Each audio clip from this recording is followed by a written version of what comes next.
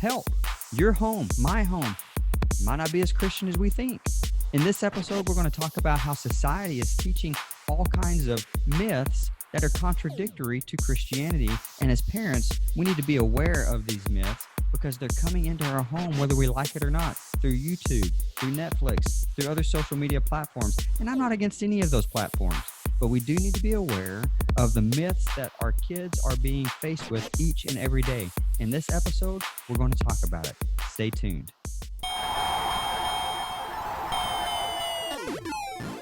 Ladies and gentlemen, you are listening to the Fighting Families podcast with Preston Cave. We are in a spiritual battle, and we have a real enemy. That enemy is not our family. It's the goal of this podcast to help you fight for the family. And now, welcome your host, the Mission and Discipleship Coordinator for TBM, Preston Cave. Welcome to this week's episode of the Fighting Families podcast. My name is Preston Cave, and I'll be your host. And we have a special guest with us, Dr. Braxton Hunter. He's been on the show before. In fact, I highly encourage you to go back and watch that episode that we had him on a while back. And the title was something like, my kids are having doubts, or my kids are expressing doubt about their faith. And I know that many parents struggle with that, or they're fearful of that statement coming out of their children's mouth. And we addressed some of those things.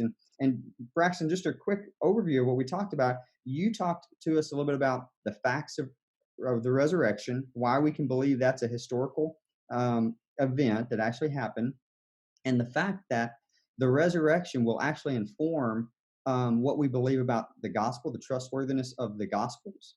And the trustworthiness of the gospels will inform what we believe about the book of Acts and Paul's writings, and therefore the entire New Testament. And then the New Testament itself affirms the Old Testament. So just believing in the resurrection and being able to give a defense of the resurrection, we are able to actually give a defense of why we believe that the Bible is trustworthy. So that was a super helpful episode. We even gave some good resources that parents can go back and be truth finders, right? And so that's a really good thing. So just for our listeners, Braxton, you are the president of Trinity College of the Bible and Theological Seminary. You're also a popular YouTube personality. You've got a YouTube channel that I highly encourage people to go and watch. But what else do you do for fun? What do you do for fun, Braxton? Make YouTube videos and talk about Jesus. There you go. Yeah. So you live in Evansville, Indiana, and you're the president of Trinity. But you're also a professor of apologetics. You have your PhD in apologetics.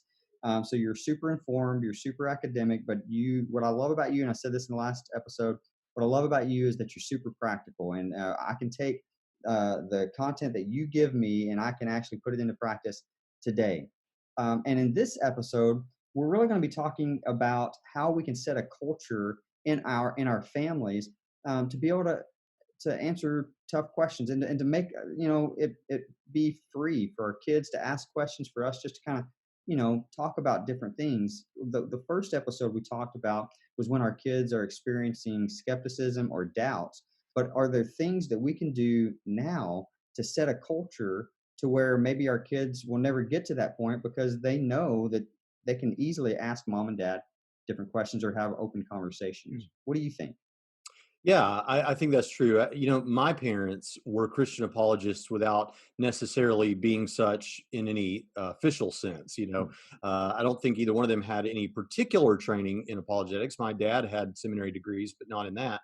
But they were, in the sense that they were always happy for me to ask questions, and they would tell me if they knew the answer, and if they didn't, we'd find it together. I can't think of ever asking my father a question he didn't have an answer for, but he would have helped me find it. And that's an important thing. I think we need to be people who are happy to entertain the questions of our kids. One of the things that's been really damaging, I think, is parents and church leaders saying, "Because I said so," which I have to say, or because the Bible says so too, right? Right. Yeah. Because the Bible says so, which, hey, if the Bible says it, it's true. But Right. we've got to show people why that part is true. Right. So I think just being a parent that's open to answering and exploring those things is very important, and foster that in your relationship with your child. But beyond that, I think there's some very specific things, and that is number one. And this might not be what you'd expect me to say because this is kind of a conversation geared toward Christian defense and apologetics. But I think it's important for families to have a devotional time together. We hadn't always done that, and I'm very convicted about it, but we did start doing so some time ago and have been very faithful with it. Now, I don't think you need to be legalistic. If some kids got, my daughter has gymnastics sometimes right after dinner, which is when we do our devotions. Well, on those nights, we don't do it. And it's not the end of the world. I don't think you want to be legalistic about it, but it needs to be a regular part of your family time together. So we already know there are studies that have shown that just time spent at the table without devices, without television, as family talking about the day, your kids are far less likely to abuse drugs, to abuse alcohol, to have teen pregnancies and things like that. So it's already important just to have that family time at the table. But secondly, I'd say it's very important for us as Christians to incorporate God into that because it should be His family time with us too. Yeah, that's right. And so we got a family devotional. I think it's called the Family Bible Devotional or something like that. There are a lot of these. It only takes about 15 or 20 minutes. We study a portion of the Bible. There are questions built in. We talk about those together. I make sure to force my kids to talk a little bit, even if they don't feel comfortable. Sometimes, again, don't be legalistic. Let them off the hook, but encourage them to talk and answer questions and ask questions about the Bible. Well, and that's what I was So, just about to ask yeah. you is so what like when we do devotionals, because sometimes like as a parent, maybe you've never done a devotional before and you say, oh, well, that sounds like a really good idea. I'm going to start doing it because Braxton Hunter said to, but now I don't know even how to do a devotional. So then you turn out um, kids who aren't willing to be honest. So like how can we, because we're talking about trying to set up a culture where our kids feel free to ask difficult questions so that they don't get to a point of extreme doubt to where they one day become an atheist when they graduate or whatever it may be. So how do you do a devotional? How do you do a family devotional that is open to where your kids understand that this is a safe place to ask tough questions? Well, I can't speak to this particular author, but the Family Bible Devotional, I got it on Amazon as an ebook. It's not the deepest family devotional. I could have probably spent a little time and come up with my own sort of devotions, but I didn't ever want there to be a good excuse for me either to be off the hook. So to have this Family Bible Devotional or something like it, you literally just read what's on the page out loud at the table. And even the questions are there. The scripture is there, everything you need. And if you get an ebook version of that on your phone, well, then you don't even have the excuse of, I don't know what I did with that devotional. Well, it's right there on your phone, and you just, when it looks like that everybody's wrapping up with dinner before we clean the dishes or anything, we just pop that open and I say, hey, we're going to do family devotions right now. And occasionally there's a groan or a roll of the eyes or something, but that's just part of it. Yeah.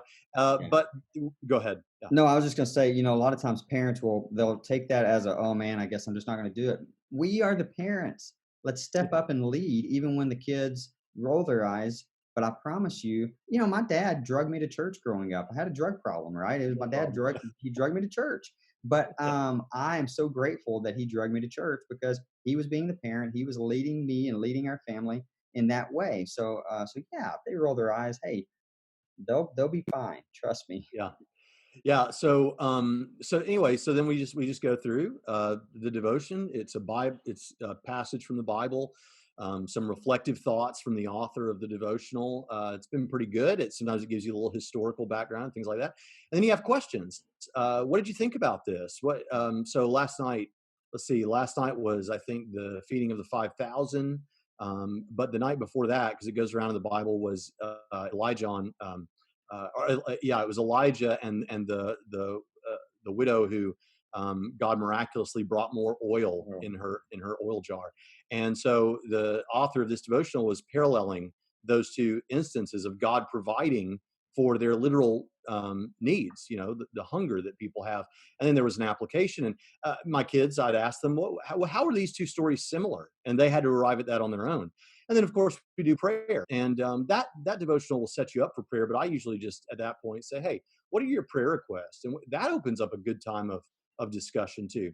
Sometimes our family devotions will last 15 or 20 minutes. Sometimes they go for an hour because we get into a great theological conversation. So I think it's a well, fun time. And let me just say this before we kind of move on to some myths that our society is teaching our kids that we need to be aware of as parents. I'll say this to kind of close on the conversation about devotional. Um, there's that statement that says, no question is a stupid question. That's not always true. There are some stupid questions, okay? Yeah, so But when it comes to our kids, that's so true. Don't make their question feel as though that was a stupid question, even if it was a stupid question. It wasn't a stupid question to them, honestly, that's right. because Yeah. we have to remember what it was like to be 10 years old or what it was like to be 15 or and to have these types of questions. They asked the question for a reason, so don't beat them up, don't make fun of them for asking that question. Every question is a legit question, and you just with grace lead them in the way that they should go. So I did want to point that out because I know that for me, I have the gift of sarcasm, and so it's easy for me sometimes to not put a filter on that sarcasm. So, Yeah. well, Braxton, you've mentioned before that there's a good resource out there by J.P. Moreland. I'll let you talk more about that. But it talks about different myths that our society is really teaching us and teaching our kids that we as parents need to be aware of and maybe be able to address some of these. So why don't you just kind of share a little bit of that information with us? Yeah, so J.P. Moreland, who's a great Christian thinker, great apologist, has a book on doubt that is called In Search of a Confident Faith. There are a lot of books on doubt. I had to go through most of them in preparing for my doctor of ministry project, which is related to doubt. But I studied this book and found it to be really helpful. And one of the things that he points out is that your home might not be quite as Christian as you think it is, because in this technology heavy world in which we live now, I mean, as of this recording, by the way, this is during the corona pandemic. So if this is being listened to years later, this is the corona pandemic your parents told you about. That's when this is taking place. And if it weren't for streaming entertainment, this would be a lot harder than it is right now, right? I'll And in agree. Yeah. fact, things like we're doing right now, streaming a show like this. And so, because of that, we have entertainment streaming into our homes, into your kids' ears through earbuds, podcasts, music, books coming in all the time to our house. And so, you got to ask yourself, if I took all the messages that are coming into my quote unquote Christian home, and I have no doubt you want to be a good Christian parent, I do too, but I had to assess this myself. Is my home as Christian as I think it is? Mm. And so one of the things that we have to do is be aware of certain assumptions that are just a part of the fabric of our 21st century Western culture that we live in. Yeah, and I'll say this before you go on. If you want to know the theology of your kids or the theology of you or the theology of your home, look at the messages that are coming into your home through Netflix and through YouTube and through music.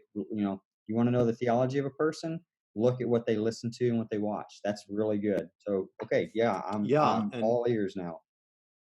right. And so I think that there are certain things that are just assumptions that we don't even think too much about. We just kind of take in as truths about the way the world is because of the culture that we live in. And in the book, In Search of a Confident Faith, Moreland lays out 7 of these. I won't go through the whole list, but here's a couple of examples. Here's an assumption that we even as Christians sometimes with any one of these, if someone asked you directly or asked your kids directly, they may say, oh, no, of course I don't believe that. But that's the whole point. They're kind of unconsciously adopted by us. One of those is it is smarter to doubt things than to believe them. Smart people are skeptical. People who find faith easy are simplistic, gullible, and poorly educated. The more educated you become, the more you will become a skeptic. And that's closely related to the second one, which is university professors are usually unbelievers because they know things unrecognized by average folks that make belief in the Bible a silly thing to have. Hmm. So it looked like you had some comments before I commented on those myself. No, no, I think that's really interesting. So the smarter you are, the more you doubt. Yeah. And okay, so that's at least the myth. And the reason why most university professors are skeptics is because they're smarter than us. And so what that kind of feels like a bully tactic, doesn't Yeah. it? Like, Yeah. oh, you believe in the Bible? Oh, you are dumb, right? Like, Right. so then, and we do need to realize this because I've heard it so many times. Um, Parents, we need to realize that our kids are being bullied in these ways, and there's a certain amount of peer pressure every kid wants to be accepted into the circle and into the group. And if they feel as though, gosh, my Christianity is keeping me from being accepted, that is a real struggle that teenagers especially will face. And they may say, it's not worth it. Like, I feel like I'm being excluded from everything, and I'm being emotionally and verbally bullied, but by being called stupid because I believe in these things, when apparently the smart people don't believe in these things. So I think this is a really important myth that we need to really get a hold of. So go Yeah. ahead with your answers on this. Yeah, right. Well, I think that's right, and I think that this is unconsciously adopted even by many Christians, which is this idea that well, look, don't believe everything you hear, and of course there's truth in that, right? We should be skeptical of some things, but this is like David Hume used to say something kind of along these lines that you want to believe as many true things and as few false things as possible. And of course, then the way that you might get there is to be skeptical of everything until it's been proven beyond any doubt. But here's the problem with that. This whole idea that, okay, on this side is skepticism, and on this side is gullibility, and I'm safer if I lean towards skepticism because it's dangerous to believe certain things that aren't true. Well, okay, it is dangerous to believe certain things that aren't true. But what is missing in the mind of some quote unquote skeptics is that it is just as dangerous not to believe certain things that are true. So, this idea that by leaning toward doubt until something has been proven beyond all doubt is the best way to do it. Well, the problem is if Christianity turns out to be true and it's never proven beyond all doubt to you, it's very dangerous for you not to believe it. So what we want to do is believe things when there's good reason to believe them. And we have a culture today that tells us be skeptical of everything. And that is a dangerous, dangerous thing. To lean too far toward skepticism is just as dangerous as leaning too far toward gullibility. Yeah, and this comes And from this us thing as about, parents. We've got to yeah, go ahead. start with us as parents, that we don't become too skeptical of everything, and that will bleed through or kind of bleed over into our kids. Right. Yeah. And this thing about professors, here's what I wish everyone would understand about professors and scientists and philosophers. Most people at that level have had to do some kind of research that makes them a specialist in a particular area of a particular field. You know this from doing your own doctoral work. When you do doctoral work, you're going to go a mile deep and an inch wide, right? You're going to know one thing really, really, really well.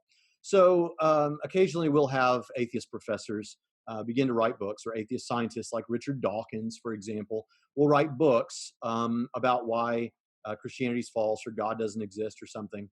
Well, their opinions about their very specific field of, in Dawkins' case, biology, okay, they're an expert there, and I should probably listen to what they say and give it some weight. But whenever they speak on things outside of that, their opinion is no better than mine, or at least not necessarily, all things being equal. So just because some professor believes something doesn't mean that that opinion of that professor carries more weight than you as a parent.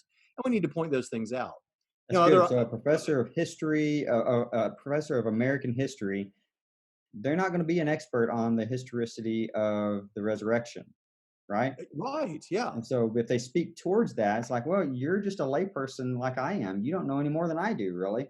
But just because you have a doctorate in front of your name, somehow I'm supposed to submit to your wisdom on something that you don't know and don't have very much training on. That's what you're saying. Yeah. Now, an American history prof might know a few more things than the average person about the nature of historiography in general. But beyond that, yeah, I think that point stands. He's a specialist in a particular area of a particular field. So yeah, those are important things. Other things that are on the list have to do with just assuming that science is the only way to know things or the best way to know things. And we just kind of adopt that. Um, Even Christians sometimes will adopt that. You can tell because if a medical doctor says something who is technically a scientist, well, then we just take that to be the gospel truth, right? But then if a historian were to say something, I'm not so sure about that. And so Yeah. we need to recognize that science is not the only way to know things. There are many ways to know things. There are philosophical arguments, there are historical evidences, there are scientific inferences, there's personal experience. So all of these kinds of things are important. And in fact, the very idea that science is the only way to know things for sure, or the only way to arrive at truth, can't even support itself. Think about this.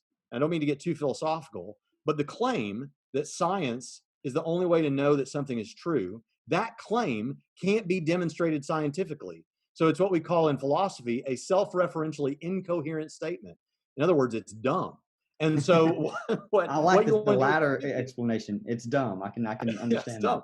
dumb. So when you the point is that we want to get to is when you hear something on television, say you're watching a movie with your kids, and one of these cultural messages is suggested, you should actually pause it or mute it or whatever, or maybe you don't want to ruin the scene, so come back to it later and actually say, hey, did you hear when that was said? Isn't it great to know that we as Christians have a better reason to have a reason to believe that we're not pigeonholed with one way of getting to truth? There are multiple ways to arrive at truth, and just call out these things for what they are so that you can't stop. You said something the last show, Preston, that is great. You can't Kids may feel like they don't have to go to their parents for answers anymore because they have Google. But you know what? We can be the people who funnel the information that they're taking in the right direction toward the cross. And the way we do that is by taking the information that comes in and affirming what's true and rejecting what's false.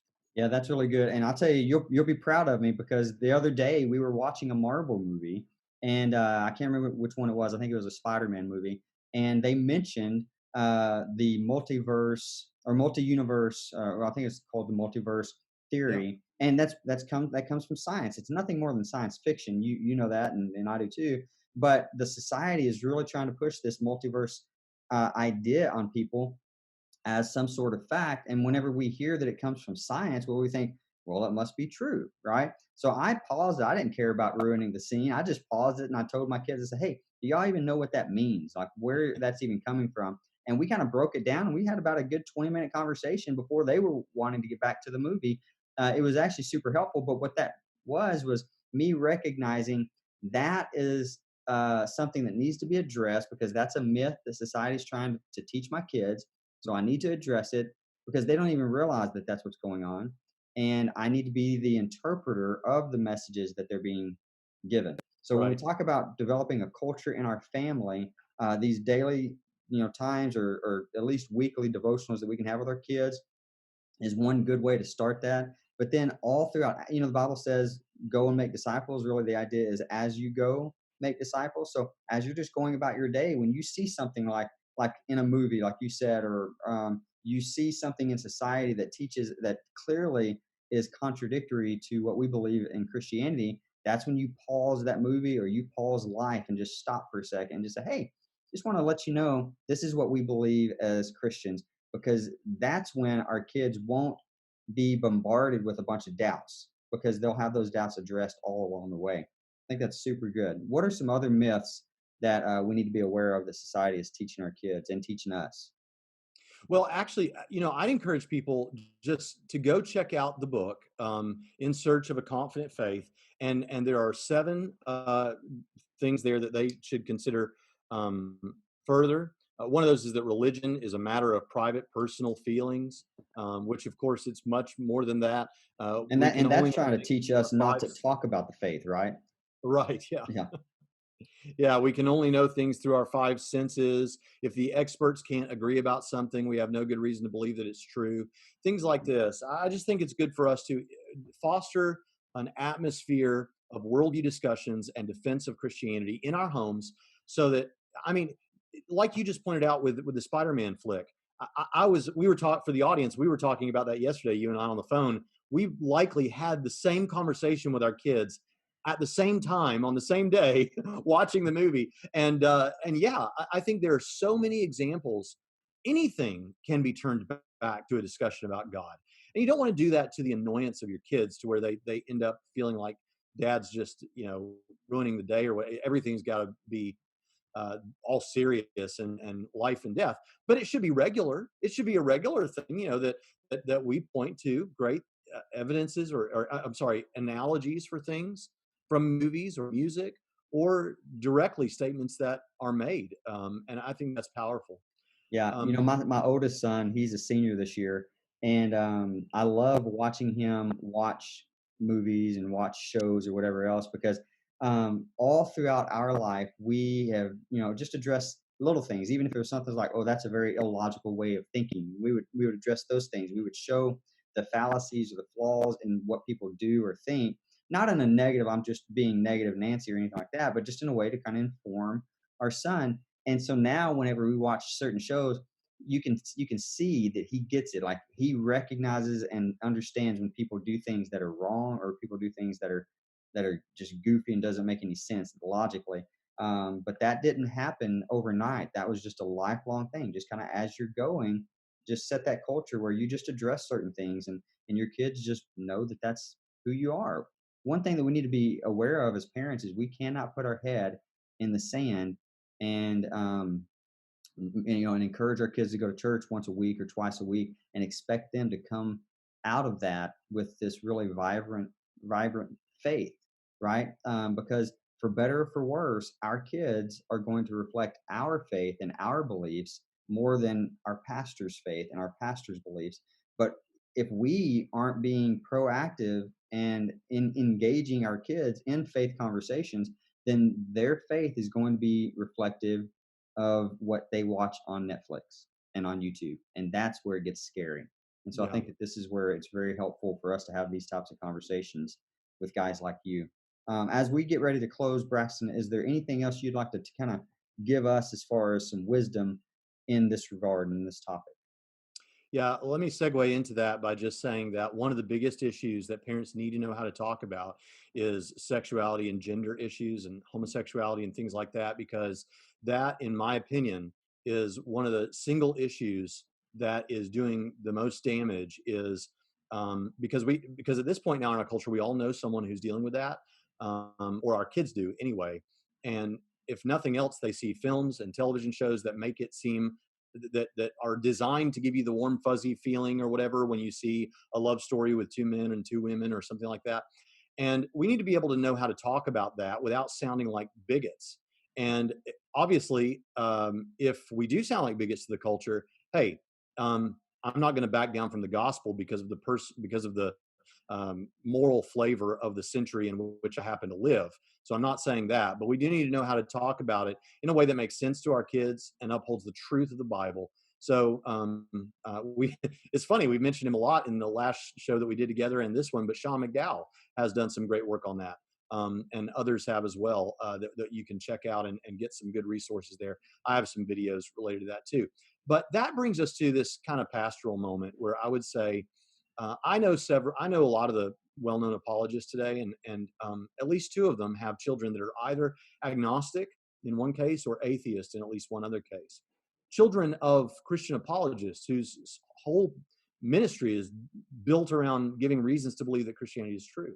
Wow. And in at least one of those cases, I think I could say in both of those cases, the father told me that it was it, they gave a lot of facts, they gave a lot of doctrine, they gave a lot of apologetic stuff, but they wish they could go back and give more of the love and support and the emotional side of it. And so you want to make sure that you have moments where that you spend good time with your kids, quality time. I know that's hard. People who are not parents may not understand why that's hard. That can be hard. Actually, making sure you spend quality time with your kids and love them and tell them how proud you are of them. My father was great, and my mother, at eulogizing your kids. You know, building them up, telling them how proud you are of them, bragging on them, and letting them know that their parent every day, tell them that I love you and God loves you. And that's a really important thing for them to recognize, so that they not only get all the facts, but it's not a cold clinical thing. They see you living out the loving father that they should have in God too. And of course, God is a much better father than we will ever be. And so I remember, and I'll stop with this, but I remember that years ago, I went to the national conference on Christian apologetics, and Josh McDowell was the opening speaker. And Josh McDowell, they had billed it as Josh McDowell is going to give us the greatest apologetic. And I fell for it. I thought, oh, what's this going to be? Some new argument we've never heard before? Did they unearth some new manuscript of the New Testament or something? No, what it was he said the greatest apologetic is love. The greatest defense of the Christian faith is that you love those around you and love your kids and show them that love, because it's true, even though it's cliche. People don't care how much you know until they know how much you care. And that's something that we can all do. And perhaps the apologetics doesn't come easy to you, but perhaps the emotional, relational side of this doesn't come easy to you. In either case, you need to be willing to put in the effort for your kids' sake. Yeah, and I think that that's good wisdom, because I know a lot of dads sometimes we want to give the information and lecture, but we're not really good at the connection of the heart. And I think that both are equally important. Like, we don't need to be so loving that we never address the different myths that society is throwing at us and at our kids. But man, we don't need to miss that relationship, because in the grand scheme of things, information is best caught in the midst of a healthy relationship. And I think that is such a helpful reminder for us, Braxton, that you could remind us as parents, don't forget the relationship. It's so easy for us to address the concerns and the doubts that our kids may be facing without remembering that they are people. They are people, and they just want to be loved, and we can love them and love them through their doubts. So that's super helpful. So Braxton, thank you so much. Every time you're on the show, I learned so much from you. I want to tell you, I want to have you on the show again sometime. So we'll have to talk further about what that may look like. But if you are a listener and you've enjoyed our conversation with Braxton Hunter, I highly encourage you to share this on social media. Go check him out on his YouTube channel, but share this on social media, and share this with some of your friends and family members. Help us to get the word out about what Fighting Families is all about here and what this Fighting Families podcast is about. Subscribe to this channel. But as always, I just want to remind you that more than anything else this week, make sure that you fight for your family today. You have been listening to the Fighting Families podcast with Preston Cave. Be sure to subscribe to our channel so you don't miss new episodes each week. If you like today's program, we want to encourage you to share it with your friends and family members. To learn more about the resources we have to offer, visit us at www.fightingfamilies.com. Until next time, be sure you fight for your family today.